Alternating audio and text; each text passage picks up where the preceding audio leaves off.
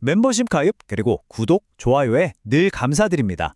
여러분의 그 응원 덕분에 오늘도 이 깊이 있는 분석으로 여러분을 찾아뵐 수 있게 됐습니다. 제가 지난 1월하고 2월 영상에서 다음 타겟은 바로 이란이랄 거라고 말씀을 드렸었죠. 다시 한번 그 흐름이 정확하게 맞아떨어졌습니다. 근데 이게 결코 뭐 제가 잘나서 맞췄다, 자랑하려는 게 아닙니다. 이 아무도 관심 없는 지정학, 그리고 그 누구도 선뜻 말하지 않는 분석을 제가 왜 계속 업데이트하겠습니까?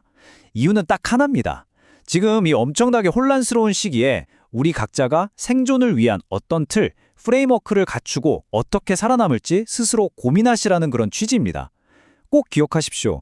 지금 전 세계에서 벌어지는 이 모든 일의 본질은요, 3차 산업혁명의 기반이었던 페트로달러 체제를 다시 한번 확고히 하고 그 위에 4차 산업혁명의 새로운 질서, 바로 디지털 달러 체제를 완성하기 위한 거대한 지정학적 재평 과정이라는 걸요. 이 관점을 단단히 붙들어야만 앞으로 닥쳐올 거대한 파도 앞에서 흔들리지 않을 수 있습니다.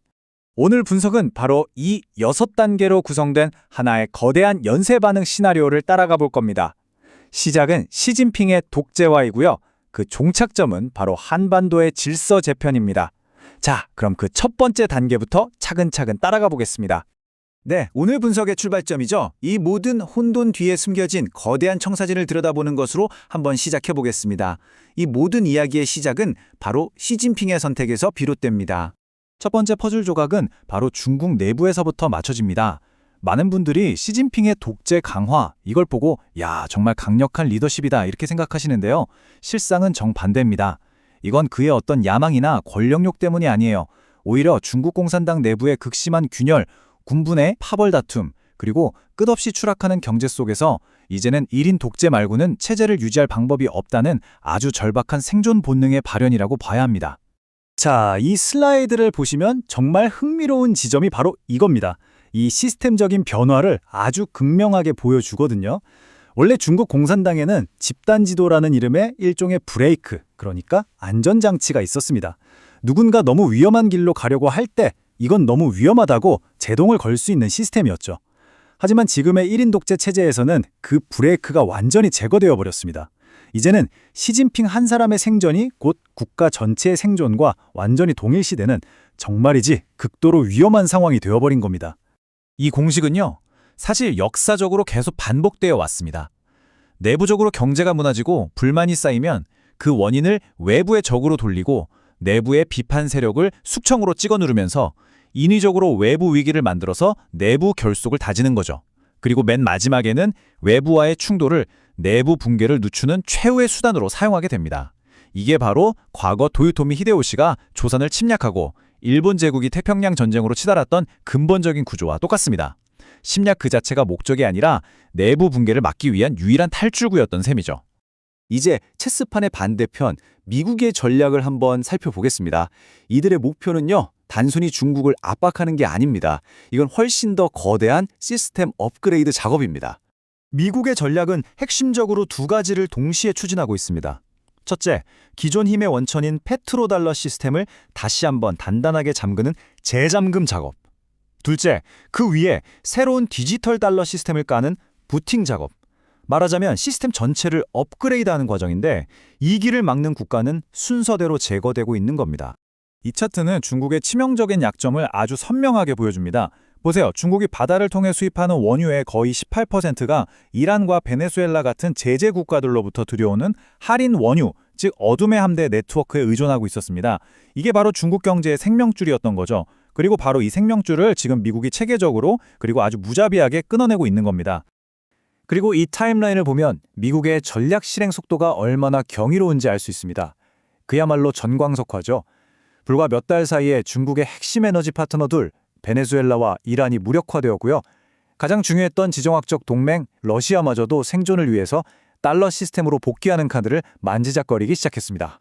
여기서 미국의 가장 교묘하면서도 결정적인 한 수는 바로 러시아를 흔드는 것이었습니다. 중국, 러시아, 이란, 북한으로 이어지는 소위 반미연대의 핵심축, 이 CRK-NK에서 러시아가 빠져나가는 순간 중국은 외교적으로나 군사적으로나 또 에너지 측면에서 완전히 고립되어 버립니다. 그렇게 되면 남은 파트너인 이란과 북한은 미국의 압박에 그대로 노출될 수밖에 없는 구조가 만들어지는 거죠. 자, 여기서부터 이야기의 흐름이 완전히 바뀝니다. 우리는 지금 과거의 전진 규칙이 더 이상 통하지 않는 시대에 살고 있습니다. 마치 스페인 함대를 처음 본 마야 전사들처럼요. 기존의 세계관으로는 도저히 이해할 수 없는 새로운 현실, 바로 아포칼립토 모멘트를 마주하고 있는 겁니다. FF. 이건 그냥 인터넷에서 떠도는 밈이 아닙니다. 이미 미국의 공식적인 군사 독트린으로 자리 잡았습니다. 이 독트린의 핵심은 비례성의 원칙을 폐기했다는 점입니다.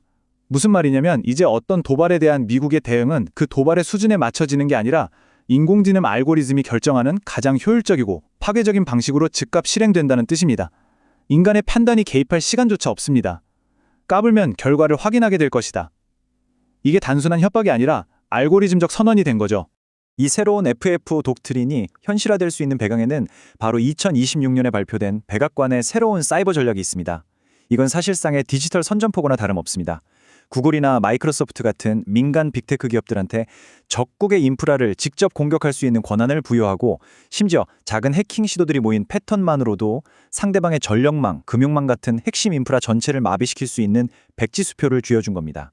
이게 단순히 사무 자동화 이런 수준의 이야기가 아닙니다. 군수, 보급, 작전 계획 같은 미군의 모든 행정 및 지원 업무, 그러니까 군의 백오피스 전체가 300만 개의 인공지능 에이전트를 통해서 하나의 거대한 신경망처럼 연결됐다는 뜻입니다. 그래서 빛의 속도로 작동하기 시작했다는 거죠. 전쟁의 승패를 결정하는 보급과 의사결정의 속도 자체가 이제는 차원을 달리하게 된 겁니다. 이제 이 거대한 체스판의 시선을 가장 위험한 두 개의 화약고 바로 동북아시아로 옮겨보겠습니다. 지금 전 세계가 대만만 쳐다보고 있지만 진짜 위험은 어쩌면 다른 곳에 있을지도 모릅니다. 세상의 모든 눈이 중국의 대만을 향한 그 무겁고 신중한 움직임에 쏠려 있을 때 사실 더 즉각적이고 예측 불가능한 위험은 바로 북한으로부터 나옵니다. 중국은 잃을 게 너무 많아서 계산이 복잡하지만 북한은 잃을 게 거의 없거든요. 그들의 유일한 목표는 딱 하나. 우릴 건드리면 너희도 엄청나게 아프다는 것을 증명해서 체제 생존을 보장받는 것뿐입니다. 그래서 훨씬 더 무모하고 거친 행동을 할 수 있는 겁니다. 드디어 이 거대한 연쇄 반응의 종착역에 도착했습니다. 북한의 도발이라는 방아쇠가 당겨질 때 그 파장은 단순히 군사적 충돌을 넘어서서 대한민국의 정치 시스템, 그 근간을 뒤흔들게 될 것입니다. 여기서 우리가 명확히 해야 할 사실이 하나 있습니다. 한반도에서 북한의 도발로 위기 상황이 발생하는 그 즉시 모든 작전 통제권은 한미연합사, 즉 CFC로 넘어가게 됩니다. 그 순간 한반도는 미군이 관리하는 최전방 작전 공간이 되는 것이고요. 우리의 독자적인 군사적 자율성보다는 연합작전의 효율성이 최우선순위가 됩니다. 그리고 이 슬라이드는 마지막에 쓰러질 가장 충격적인 도미노를 보여주고 있습니다. 북한의 도발로 시작된 군사적 위기는 CFC의 통제권 인수로 이어지고 이것은 곧 대한민국의 핵심 지도부를 재편할 아주 강력한 명분을 제공하게 됩니다. 그리고 그 최종 결과는 1987년 민주화 이후 지금까지 유지되어 온 대한민국의 정치 시스템, 즉 87년 체제의 종식과 새로운 헌법 질서에 대한 논의로 이어지게 되는 겁니다. 결국 위기가 곧 체제 재편의 기회가 되는 셈입니다. 모든 퍼즐이 맞춰졌습니다. 시진핑의 독재 강화라는 작은 날갯짓에서 시작된 나비 효과는 결국 한반도의 헌정 질서 재편이라는 거대한 폭풍으로 귀결될 수 있습니다. 오늘 분석은 미래에 대한 어떤 예언이 아닙니다. 이미 벌어지고 있는 사실들을 연결해서 그 뒤에 숨어있는 거대한 구조를 보여드린 것뿐입니다. 이제 마지막 질문은 여러분 각자에게 달려 있습니다. 이 거대한 어둠의 그림자 앞에서 당신은 당신의 생존을 위해 무엇을 준비하고 있습니까?